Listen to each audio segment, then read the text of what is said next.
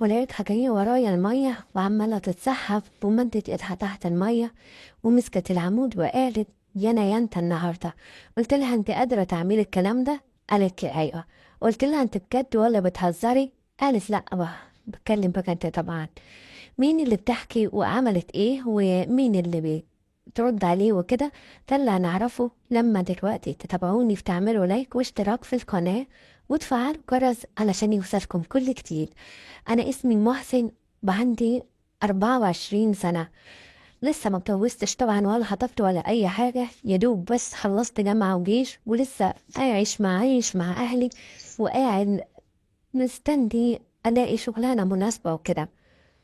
أنا ليا أختين أكبر مني وأخ أصغر مني وإحنا كلنا عيلة واحدة وكده، وإخواتي البنات اتجوزوا، واحدة السنة دي وواحدة من سنتين. ده غير كمان إننا لينا جارة اسمها أم محمود. أم محمود برضو كان عندها ولدين وبنت، والولاد كانوا كبار لأنها أكبر منهم شوية، وطبعا خلصوا وسافروا على بره هما الاتنين، وبنتها اتجوزت فعايشة لوحدها، وخصوصا ان هي اتطلقت من جوزها من حوالي سنة ونص. وكانت طبعا طول الوقت او طول السنين اللي فاتت بتيجي عندنا واحنا بنروح عندها على اساس ان هي صاحبة امي قوي، وطول الوقت الشقة في الشقة والباب في الباب. فكانت بتيجي كتير عندنا واحنا نروح عندها ومفيش اي مشكلة. في ايه بقى؟ في ان هي من فترة كده كنت غصب عني وانا قاعد وهي قاعدة، جات وشافتني وانا قاعد بتفرج على حاجات من اياها وهي بتتكلم مع امي، ودخلت عليا فجأة. هي كانت متعودة تدخل عليا فجأة، لكن في اليوم ده انا كانت حالتي صعبة وهي كانت سهرانة معانا بالليل. والمهم أمي قالت لها بدل ما تروحي الشقة لوحدك في وقت متأخر زي ده، باتي بقى معانا هنا في أوضة البنات، ايه كده كده فاضية واقعدي بقى وكلمي خلاص الجو برد. وهي ساعتها قالت ماشي ودخلت على الأوضة اللي جنبي، وأنا كنت طبعا قاعد في الصالة كده في الضلمة ومدي ظهري للباب، يعني الليفينج بتاعنا ظهره للحمام. قاعد بتفرج على حاجات من إياها من أفلام السيتو اللي موجودة عندي على الموبايل، وقاعد مندمج أوي وناسي إن الولية دي هنا وبيت عندنا. طبعا هي قامت على أساس تروح الحمام وكده، وهي معدية لقيتني بالمنظر ده وقاعد أحل مع نفسي. لقيتها جاية جري عليا وبتشوف أنا بشوف إيه، وقعدت تتفرج وهي ورايا وكده. طبعا أنا ما شفتهاش لأني كنت مندمج في حاجات تانية، بس فجأة لقيت نفس سخن كده على قفايا وعلى رقبتي. اتخضيت وقلت ده ابويا ولا امي، وقمت جري بسرعه ابص. لقيتها بتضحك وبتقولي بتعمل ايه يا منيل؟ قلت لها يخرب بيتك يا شيخه قطعت خلفي. قالت لي بعد ده كله خلفك اتقطع؟ ده انا اللي هقطعهولك بجد. قلت لها انت عايزه مني ايه؟ روحي نامي اجري، ايه اللي صحاكي؟ روحي بقى يلا. قالت لي انا كنت قايمه اروح الحمام واشرب وكده، بس بعد اللي شفته ده انا هوديك في 60 ده. قلت لها يا ست حل عني، انا لا انا طايله اتجوز ولا طايل حتى ان انا صاحب وامشي مع بنات. قالت لي ليه يعني ان شاء الله؟ قلت لها ما معيش فلوس، ما انت شايفه الدنيا عامله ازاي، ولسه ما اشتغلتش في شغلانه محترمه اعرف اصاحب فيها وامشي مع بنات ولا اتجوز واخطب حتى. قالت لي بقى كده؟ قلت لها اه. قالت لي طيب، وسابتني في الوقت ده وراحت على اوضتها على اساس تنام وكده. بس نظرتها ليا اختلفت تماما من ساعة ما شافتني، وحسيت كده ان هي ايه، بقت مركزة معايا حبتين، وكل شوية تغمز لي وتعمل لي ان هي ايه، ماسكالي زلة يعني، وشايفة او عارفة انا كنت بعمل ايه كويس.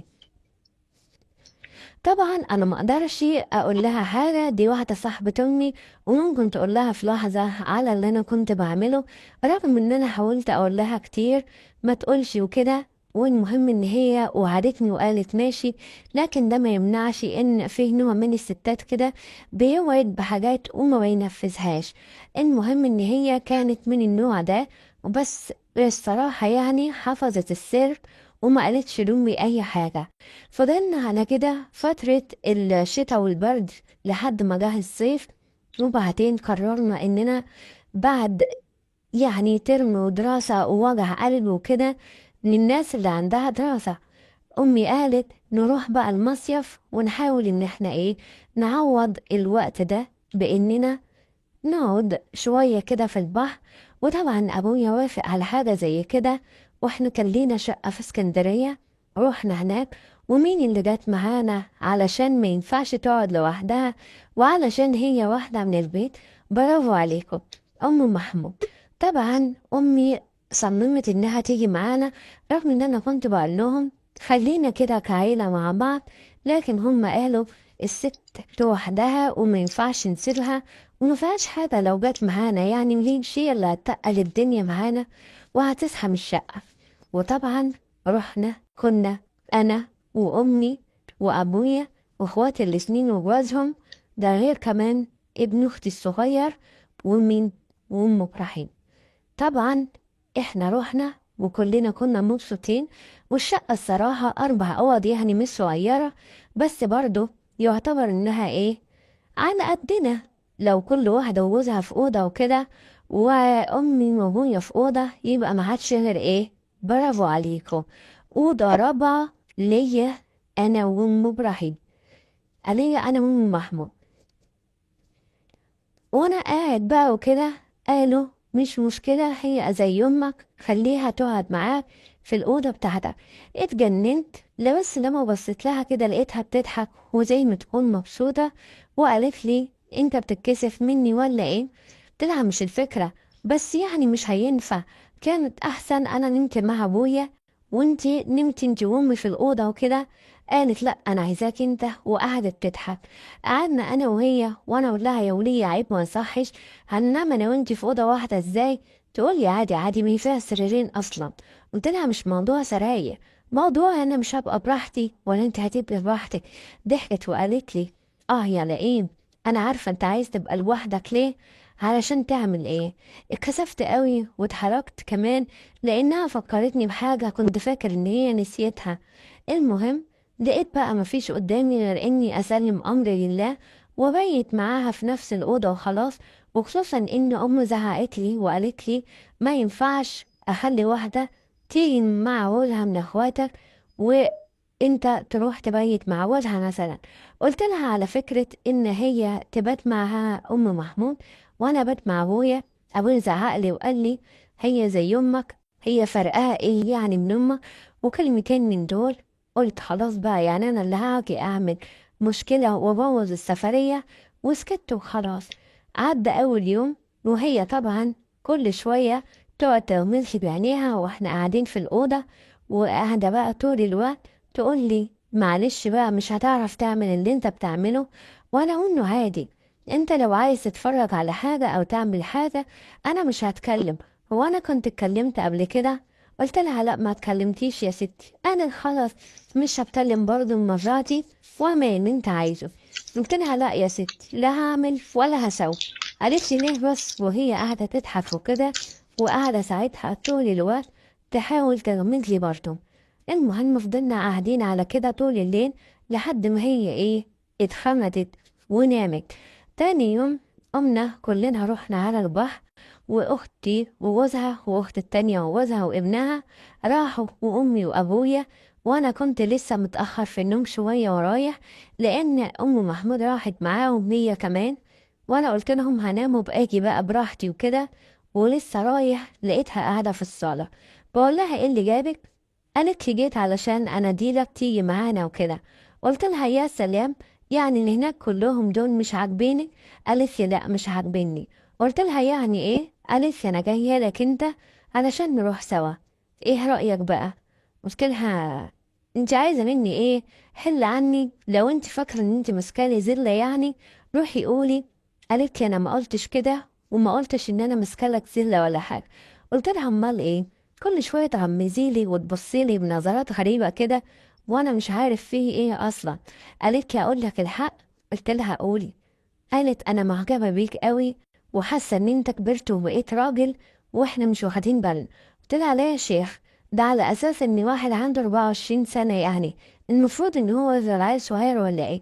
قالت لي انت في نظرنا بتفضل عيل صغير وما بنشوفش ان انت كبرت، لان احنا لسه شايفينك العيل الصغير اللي كنا بنغير له. قلت لها بس العيل الصغير اللي كنت بتقري له ده الكلام ده كان من 24 سنة. ضحكت وقالت لي بقى راجل وقد الدنيا ومال هدومه كمان، ده غير الإمكانيات اللي عنده اللي أنا شفتها بعيني. قلت لها يا ولية بطلي بقى تلمي، الناس هتشوفنا ولا هتسمعنا تقول إيه؟ ضحكت وقالت لي انت عندي اهم من الناس كلها، انا ما بقتش شايفة حد يملى عيني الا انت. قلت لها تقصدي ايه يعني؟ قالت لي اقصد ده، وراحت جاية وحاطة ايدها على عمود الخيمة. قلت لها ايه يعني ده؟ قالت لي يعني الخير كله والجمال كله والحلاوة كلها. قلت لها يلا قدامي نروح البحر قبل ما هم ييجوا ويشوفونا في الحالة دي. قالت لي يلا. رحنا ولسه جايين نقعد لقيناهم طالعين. قلنا لهم انتوا طالعين ليه؟ قالوا تعبنا، احنا بقالنا اكتر من 2.5 ساعة في المية، هنروح بقى. وامي قالت انا مروحة علشان اجهز الغدا علشان نتغدى.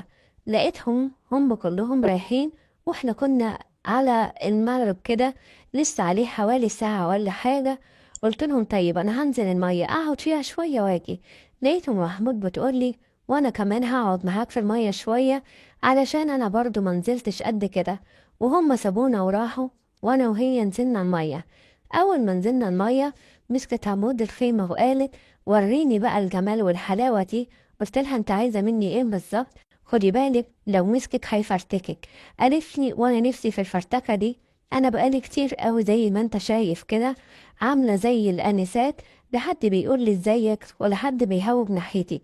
ضحكت وقلت لها وهو انت مش بعتيش طول السنين اللي فاتوا دول؟ قالت لي لا، انا كنت سكت وشبعت وقفلت على نفسي لحد ما شفتك انت يا مفتري، والاحلام اللي عندك ما هياش على حد. قلت لها ليه يا شيخ؟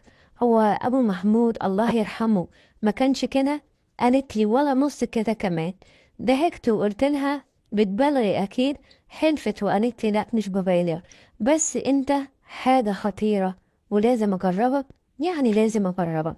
بدأت اقرب منها واشوف الرمان عامل ازاي. هي كانت ست ولا كلمة الصراحة، ست زي الكتاب ما بيقول.